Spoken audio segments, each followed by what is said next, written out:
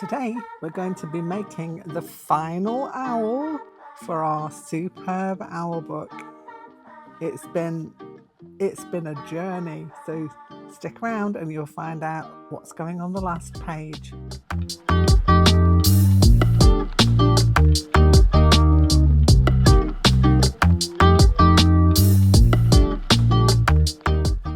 Hello my lovelies and welcome back to a spooky kooky corner of YouTube. It's still spooky around here. Well, it's always spooky around here to be honest, but it's spookier than ever. Anyway, the owl book, the superb owl book, which if you know, you know, I I have filled. I mean, look. I just can't fit any more in here. So the last owl has been made and placed inside, but I'm going to go through it with you and just have a little look through all the other owls in the book. I'm sure there'll be more owls in my future, to be honest with you. There's going to be more owls. So let's have a little journey through the owls who are already in here, and then we'll look at the one who's going to be last. All of the patterns for these are hanging around in the Cool Kooky Creatures group on Facebook, so all the templates and such, they're all in there. The making of this book is also on the playlist for the superb owl book, so it's called the Owl Collection, I think. Something like that. I'll link it in the description box so that you can go and have a look at the making of all of these owls that have gone into the book.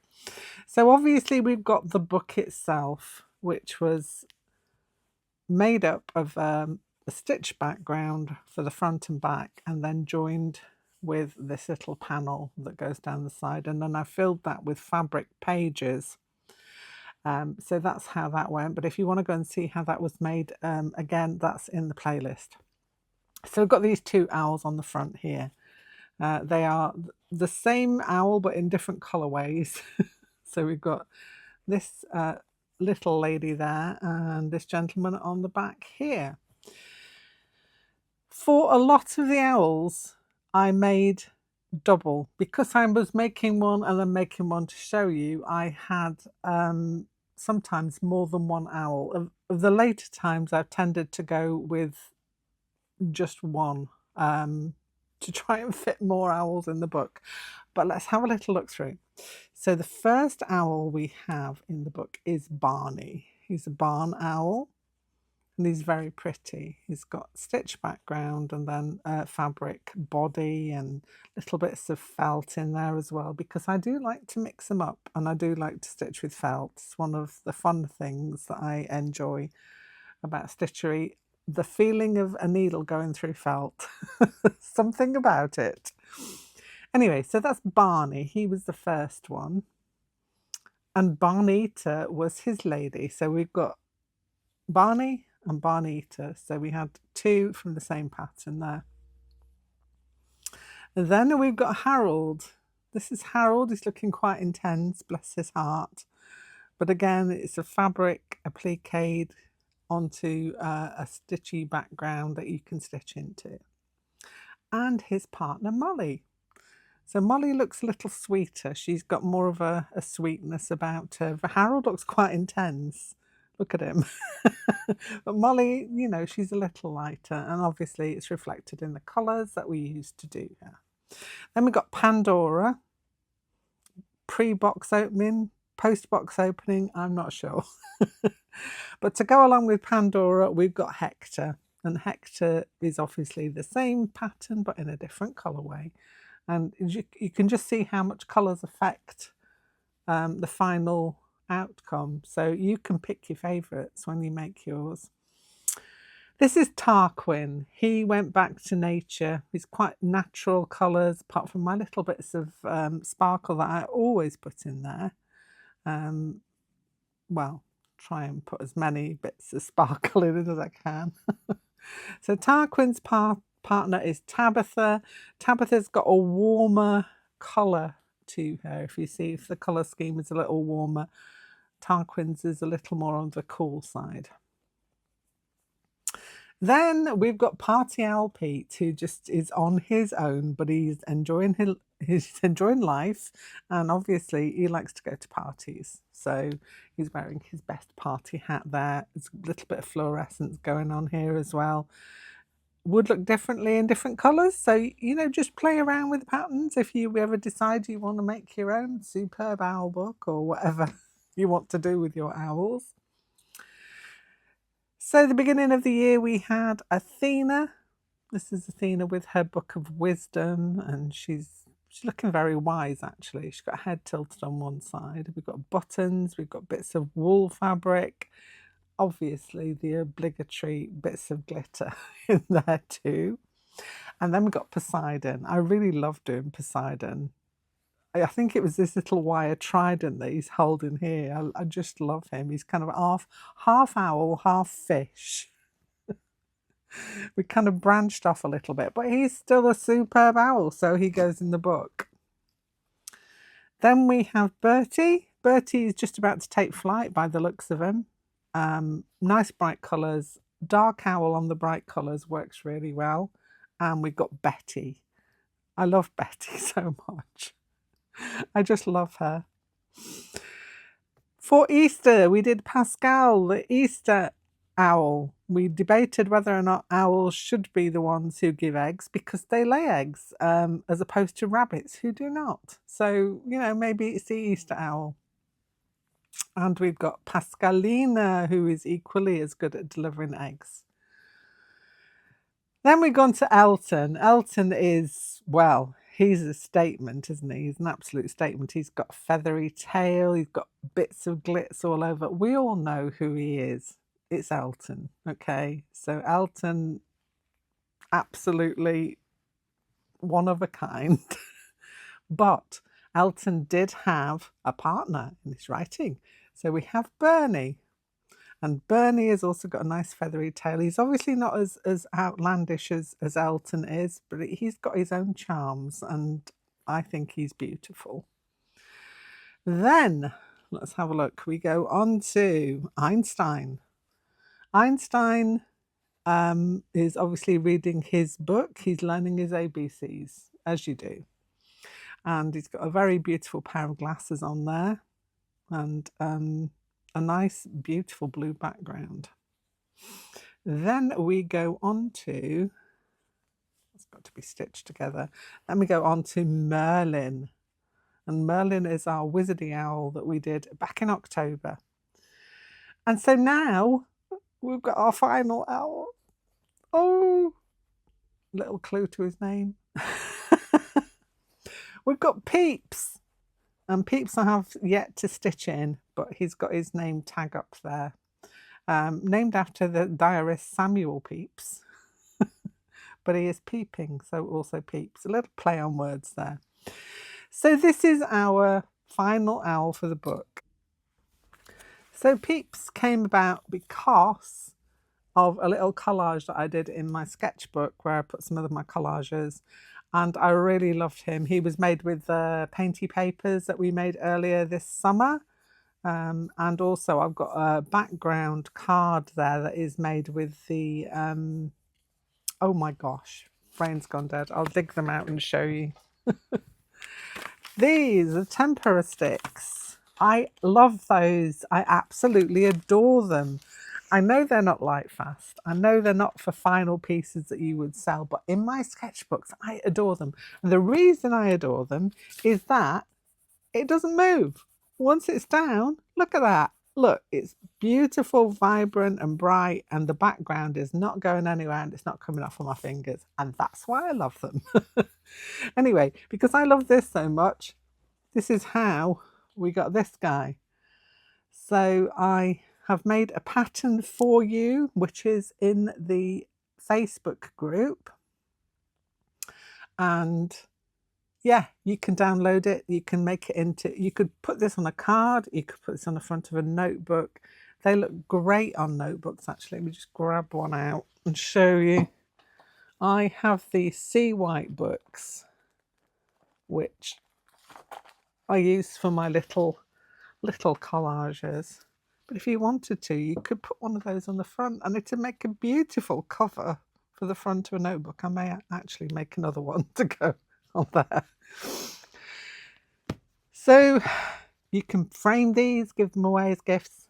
This one is going in my superb owl book because it's the final one. Oh, there'll be more owls, I promise. So, how he was made. Let's put the book out of the way for a second. I did a little difference on this one just because he was final. And it's called Peeps because he's peeping as well.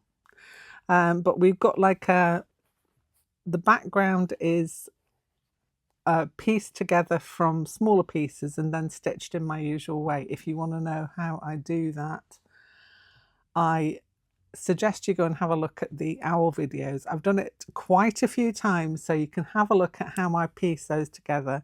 It is a 4" by 4" piece of calico. I lay things on top of it. I put a bit of felt behind it and then stitch into it.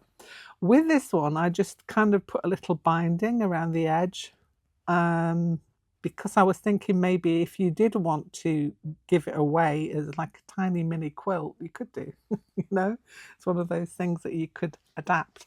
So he can be a collage, he can be a stitched piece, he could be whatever you want him to be. You could make a card out of him if you wanted to as well.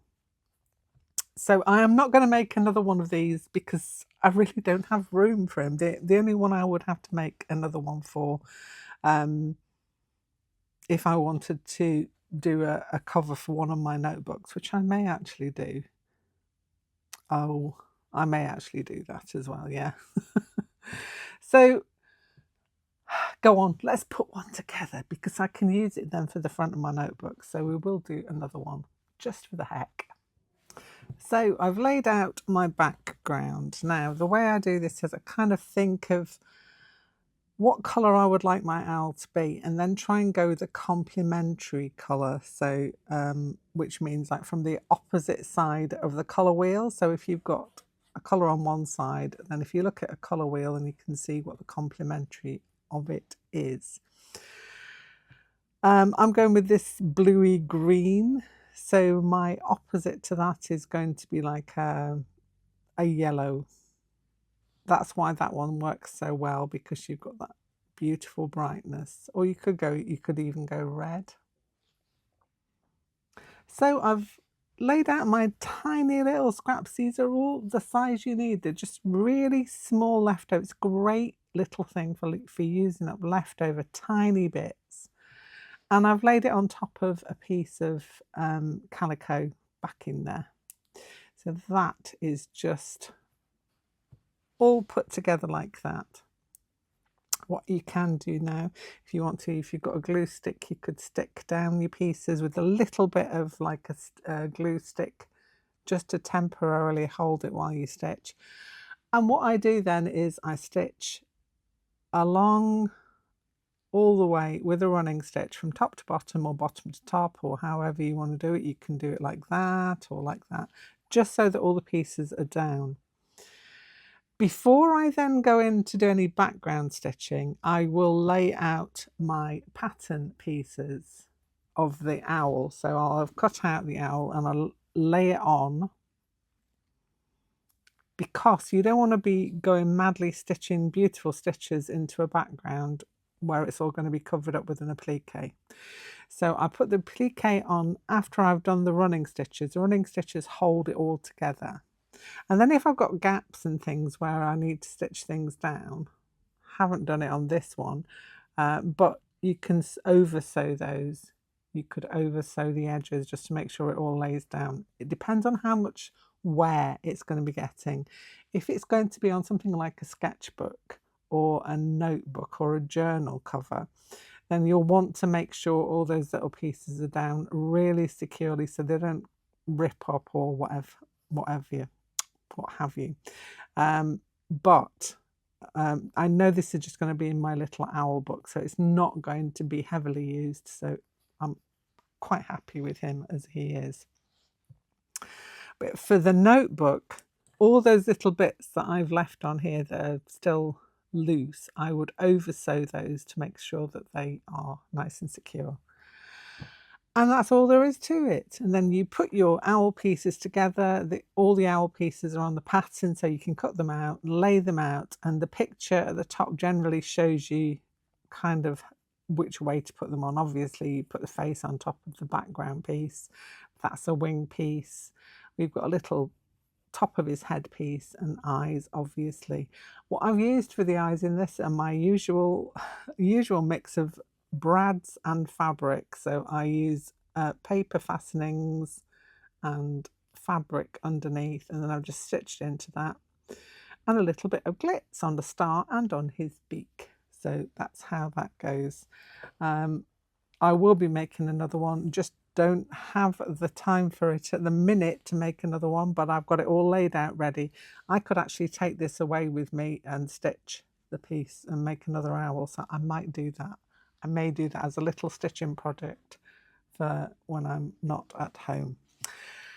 Anyway, so there he is. That's our little Pepys Owl, the final owl for the Superb Owl book. Oh, it's been a year's journey, over a year probably, to fill in all the little pieces. Let's find his name tag there.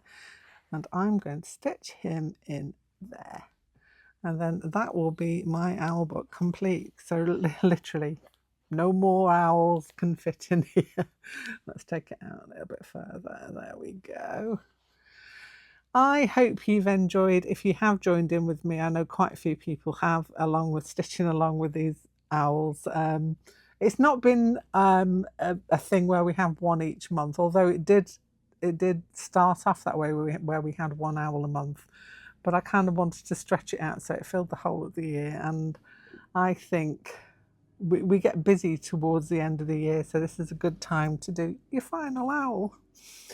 Anyway, that's enough waffling from me and a little look through the owl book, and I will see you back here very, very soon with something else. So don't forget to like and subscribe. Bye for now.